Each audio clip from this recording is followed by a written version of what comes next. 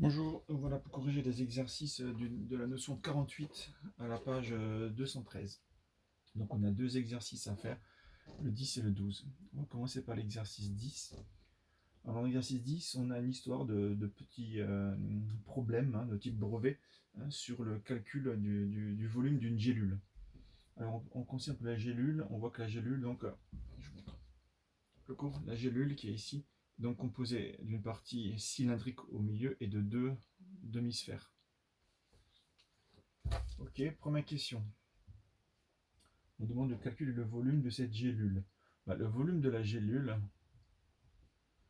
c'est le volume du cylindre plus deux fois le volume de la demi-sphère. Parce qu'on en a deux de chaque côté. D'accord. Donc globalement, ça donnera une sphère. Parce qu'on en a deux. D'accord. Et chacune donc est une moitié, ce qui fait une entière vu qu'ils ont la même taille. Ok, on y va. Donc on va juste écrire les formules pour un petit rappel. Volume d'un cylindre, pi fois rayon au carré fois hauteur. Donc ça c'est une sphère, je calcule avec une seule sphère. C'est 4 tiers fois pi fois le rayon au cube. Donc, il suffit que je regarde. Donc quel est le rayon du cylindre? Le cylindre c'est indiqué le rayon. Oui, le rayon. Alors attention, le rayon du cylindre, ici, si vous observez sur la figure, a le même rayon que la demi-sphère. Mais les 6 mm qu'on nous donne, c'est le diamètre. Donc le rayon est de 3 mm, attention. Et la hauteur est de 12, c'est indiqué sur le schéma. Plus 4 tiers fois pi. Donc le rayon, on a dit qu'il était de 3, c'est le même cube. Ok, et donc là, ce qu'on va faire, nous, on va donc faire une valeur rapprochée. Donc je vais prendre ma calculatrice. Ok, et je vais calculer donc pi multiplié par 3 au carré multiplié par 12. Donc ce qui nous fait environ, alors l'arrondi demandé et le millilitre. Alors moi, ce que je vais faire pour l'instant, parce que là, nous, on est en millimètres et on nous demande en centimètres. Donc, il n'y aura pas de souci. Donc, je vais laisser avec un chiffre pour la virgule, 339,3. Ça, c'est pour le cylindre. On arrondit. Ensuite, on fait 4 tiers multiplié par pi multiplié par 3 au cube. Ce qui nous fait environ 113,1. C'est mon téléphone. Si j'additionne les deux, donc 339,3 plus 113,1, j'obtiens environ 452,4. Mais attention, on est en millimètres cubes. Donc je vais devoir convertir ça il nous demande en millilitres, ça veut dire en centimètres cubes. Donc je dois convertir ça en centimètres cubes. Mais attention, dans les unités de volume, on passe de 3 en 3. Donc si je me déplace, ça fait 0,452,4 cm3. Et on demande d'arrondir au dixième de millilitre, donc au dixième de ce nombre, ce qui fait donc 0,5 millilitres. Comme il y a, c'est 45, il fait près de 50 au lieu de 40. Voilà pour le volume de la gélule, petit 2. Le médicament contenu à l'intérieur occupe un tiers du volume. Calcule le volume du médicament. Un tiers de ça. Donc on va calculer, on va prendre notre 0,405, donc pour être un peu plus précis, et on divise par 3. D'accord, ce qui fait environ, si on calcule 0,15 millilitres de médicaments.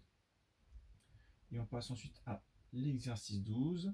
Donc notre planète peut être considérée comme une sphère. La longueur de l'un de ces grands cercles est d'environ 40 000 km, l'équateur par exemple. C'est bien indiqué sur la vidéo du cours. Première question, calculer la longueur du rayon terrestre. Alors moi je sais que le grand cercle c'est l'équateur, donc c'est le périmètre.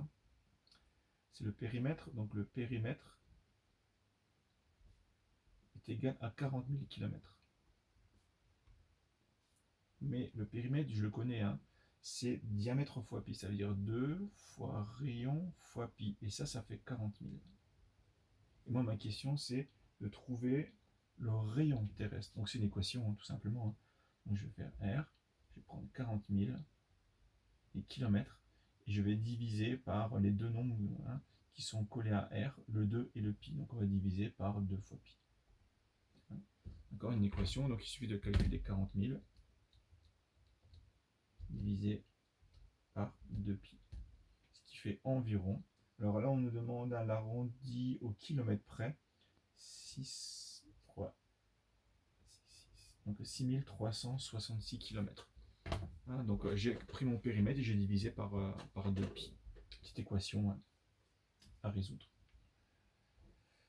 Ok, petit 2.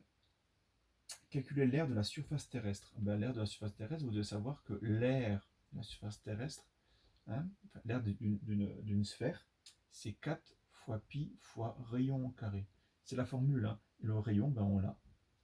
Donc il faut faire 4 fois pi fois 6366 au carré. Donc il suffit de faire ce calcul. Hein. 4 fois pi fois 6366 au carré. Ce qui nous fait donc environ, alors là on nous demande aussi l'arrondi au kilomètre carré. D'accord, ce qui nous fait, j'ai pas de bêtises, 5, 0, 9, 2, attendez, alors,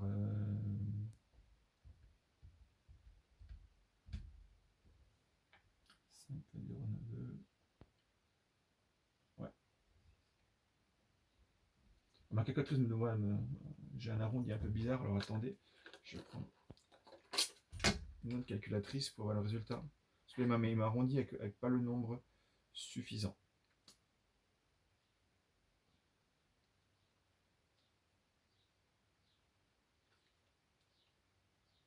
Ok.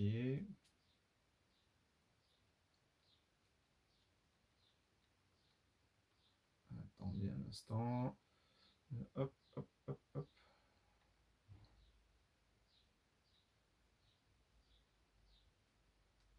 Ok, voilà, j'y suis.